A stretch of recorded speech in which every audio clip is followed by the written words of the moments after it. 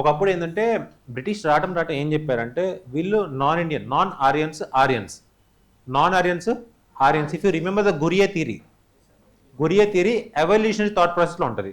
So bro ఏం చెప్పాడు గురియే?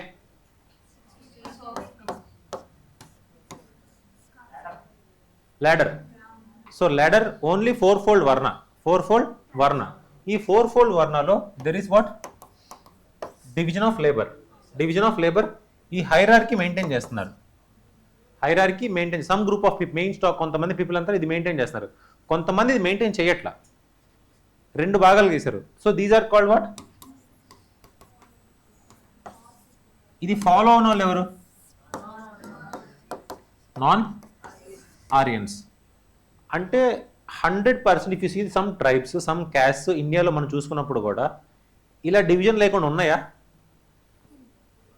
100% ఉన్నాయా లేవా?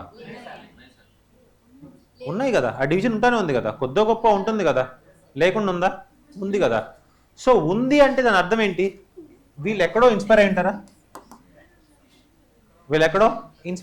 ఎక్కడో కాంటాక్ట్ జరుగుంటుందా? ఈ కాంటాక్ట్ జరగటం వల్ల స్ప్రెడ్ అయి ఉంటుందా? సో ఏంటి అంటే ఇది ప్రూవ్ చేయడానికి ఏంటి అంటే ఇప్పుడు ఈ కాంటాక్ట్ స్ప్రెడ్ అవ్వడానికి, ఫర్ ఎగ్జాంపుల్ ఒక రిలేషన్ లేకుండా జనం స్ప్రెడ్ అయిపోయింది ఈజీగా? లేదు కదా. అంటే 2 to 3 జనరేషన్స్ దానిలో ప్రాక్టీస్ అయితే కానీ నెక్స్ట్ జనరేషన్ నువ్వు ఇవ్వలేదు కదా, నెక్స్ట్ జనరేషన్కి నువ్వు ఇవ్వలేవు. సో అల్టిమేట్గా ఏంటంటే ఇంటర్మింగ్లింగ్ జరిగిందా లేదా? ఇంటర్మింగ్లింగ్ జరిగింది.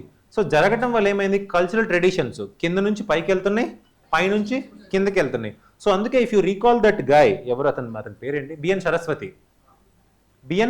సరస్వతి. ఆ బ్రో ఏం చెప్తారంటే India is civilization continuity. India is civilization continuity. ఇండియాలో ఇలా ఉండటం ఇండియా ఒక సివిలైజేషన్ ఆస్పెక్ట్.